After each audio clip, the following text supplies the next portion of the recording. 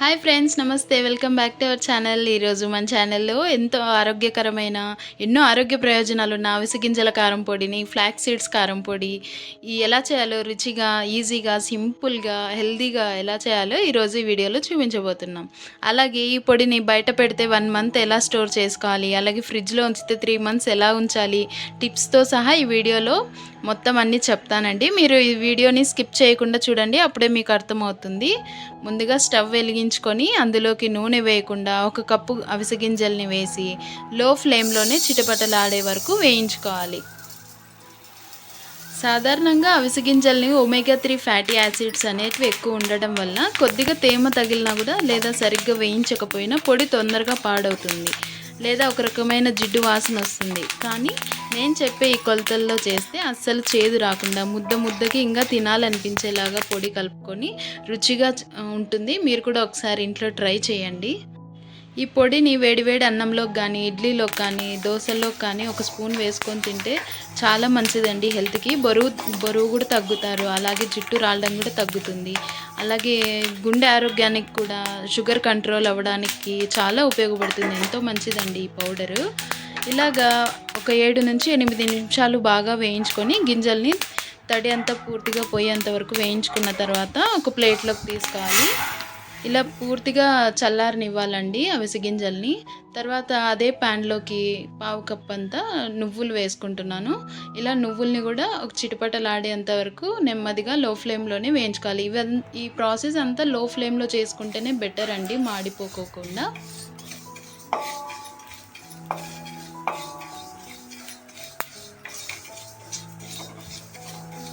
ఇవి కొంచెం వేయించుకున్నాక ఇందులోకి ఒక 2 స్పూన్లు శనగపప్పు, ఒక 2 స్పూన్లు ధనియాలు కూడా వేసి నెమ్మదిగా వేయించుకోవాలి. చిటపటలాడేంత వరకు కొంచెం వేగినా సరిపోతుందండి.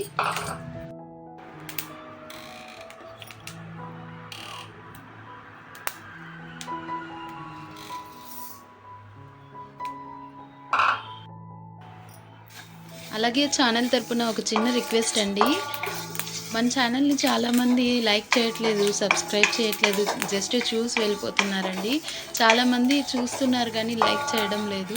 దయచేసి మన ఫ్యామిలీ మెంబర్స్ అందరికీ కోరుకుంటున్నది ఏంటంటే మన ఛానల్ని సపోర్ట్ చేయండి, మీ ఫ్రెండ్స్ అండ్ ఫ్యామిలీ మెంబర్స్కి షేర్ చేయండి, మన వీడియోస్ని లైక్ చేసి సబ్స్క్రైబ్ చేసుకోండి మన ఛానల్ని. అలాగే ఇవి కొంచెం వేగాక ఇందులోకి 1 స్పూన్ మెంతులు వేసుకుంటున్నాను. ఈ మెంతుల్లోకి మరి జీలకర్ర కూడా ఒక 1 స్పూన్ యాడ్ చేసుకుంటున్నాను. ఇలాగే జీలకర్ర కూడా వేసుకున్న తర్వాత మీ కారానికి తగ్గినట్టు ఎండుమిరపకాయలు కూడా ఒక 15 నుంచి 20, మాకు కారం తగ్గట్టు నేను ఇక్కడ వేస్తున్నానండి. 10 నుంచి ఒక 20 అట్లా మీ కారానికి తగినట్టు ఎండుమిరపకాయలు కూడా వేసి ఇందులోకి వేయించుకోవాలి.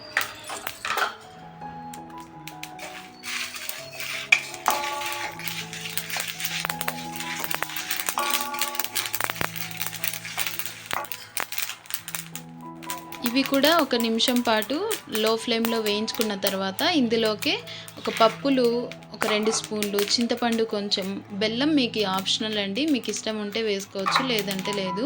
బెల్లం తురుము కూడా కొంచెం వేసుకొని ఒక 2 నిమిషాలు లో ఫ్లేమ్లోనే వేయించేసుకొని స్టవ్ ఆఫ్ చేసేసుకుంటే సరిపోతుందండి. స్టవ్ ఆఫ్ చేసుకొని పూర్తిగా చల్లారనివ్వాలి.